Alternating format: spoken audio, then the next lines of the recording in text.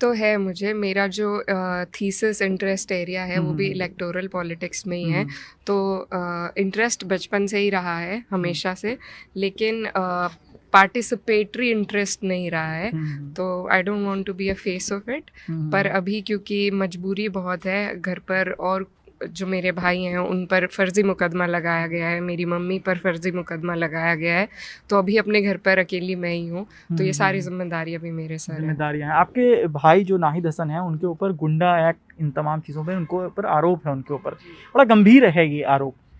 कैसे आप वोटर के बीच में कैसे कन्विंस करेंगे वोटर को जब ऐसे आरोप लगते हैं? तो आप भी अभी हमारे कैंपेन के पीछे थे, तो दिक्कत कोई नहीं है, क्योंकि हम ग्राउंड पे रहते हैं, पब्लिक के बीच में रहते हैं, और पब्लिक सारी जानकारियों से अवगत है कि वो किस तरह के आदमी हैं, क्या उन्होंने ऐसे कारनामे किए हैं जिसके बिना पर उन पर ये एक्ट लगाई गई है। ऐसा कुछ भी नहीं है, ये सब बेसलेस है, सभी झूठे मुकदमे हैं, सिर्फ पॉलिटिकली मोटिवेटेड हैं। आपके सामने जो है कहा जा रहा है कि ये जो है बेटी और बहन वाला चुनाव हो गया है, दो महिला कैंडिडेट हैं आपके सामने। जो सिंह परिवार है, हुकुम सिंह जो सांसद थे, उनकी बेटी मृगांका हैं। क्या कहिएगा? अपने टफ फाइट है, क्योंकि लगातार हुकुम सिंह बहुत सालों तक यहाँ पर उनका मतलब कहते हैं दबदबा रहा है सीट पर। जी जी बिल्कुल। फ़ाइट तो कोई भी कैंडिडेट हो, फ़ाइट ही होती है, और अभी जो हमारी कैंडिडेट हैं उनसे भी उसी तरह की फ़ाइट है। और मैं ये कहना चाहती हूँ कि बेटी तो मैं भी हूँ यहाँ की, पहले मैं बेटी ही हूँ, बहन तो बाद में हूँ, पर वो बेटी है, मैं भी बेटी हूँ, तो कंपटीशन है, पर ठीक है। कहा जाता है, जो कई जगहों पे खबर छपी थी, वो कितनी सच्चाई है वो आप बताइएगा, कि जो मृगांका सिंह का परिवार है और आपका जो परिवार है उसमें कुछ खून का रिश्ता या किसी तरह का कोई रिश्ता है पुराना, 100 साल पहला, कुछ एक समाज से आप लोग आते हैं। क्या है ये सच्चाई? जी, हमारी जो कास्ट है वो सेम है। हम लोग मुस्लिम गुज्जर हैं, वो हिंदू गुज्जर हैं, तो उस हिसाब से कुछ फोर फादर्स का कनेक्शन है। बीजेपी जो है वो पलायन का मुद्दा उठा रही है, और कहा गया कि योगी आदित्यनाथ ने कहा कि यहाँ से जो पलायन करके चले गए थे लोग, वो वापस आ गए हैं, कई सारे लोग वापस आए हैं, और उस पर अपनी मतलब सरकार की वो उपलब्धि गिना रहे हैं। क्या सच्चाई है यहाँ की? अगर आप बताएं तो आपके हिसाब से की सच्चाई क्या है? ये एक खोखला मुद्दा है। पलायन ना तो हुआ, और ना ही जब हुआ ही नहीं तो कोई वापस भी नहीं आया है। यहाँ पर सबसे बड़ा मुद्दा एम्प्लॉयमेंट का है। कैराना में पास में पानीपत पड़ता है, और हमारे यहाँ के काफ़ी लोग रोज़ाना वहाँ आना जाना करते हैं काम के सिलसिले में, तो एम्प्लॉयमेंट एक बड़ा मुद्दा है।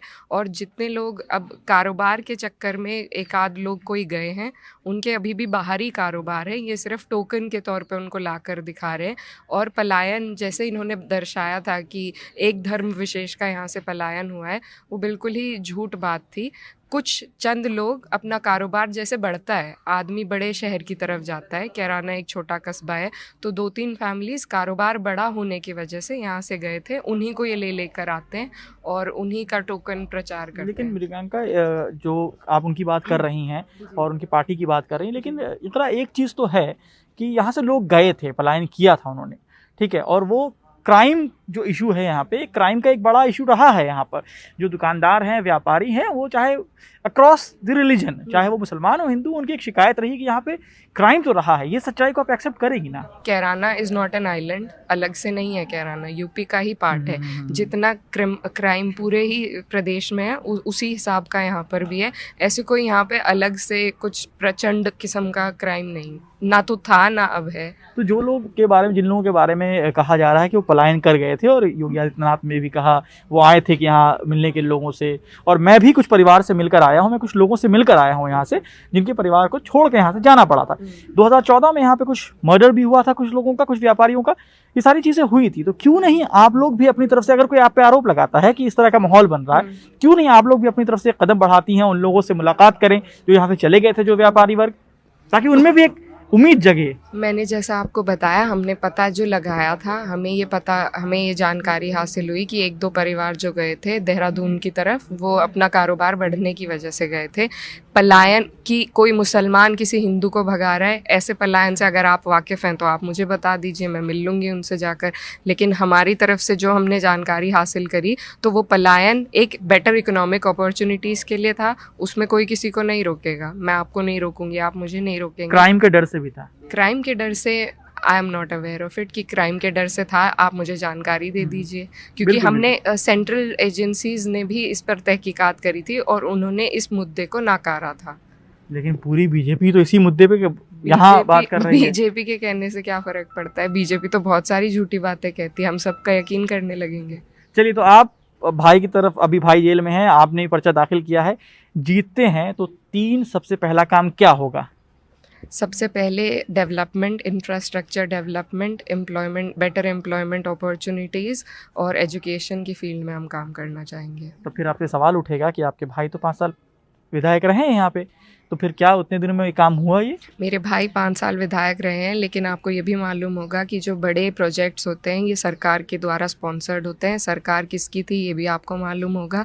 एक विधायक की निधि इतनी नहीं होती है कि वो कॉलेज खोल सके अपने दम पर, या फिर वो कोई इंडस्ट्री लगा सके। ये सब सरकार के काम होते हैं। ये सवाल आपको बीजेपी के कैंडिडेट से करना चाहिए कि वो पहले 2 चुनाव लड़ चुकी हैं, उन्होंने यहाँ के लोगों के लिए अपनी सरकार में क्या कार्य कराने का काम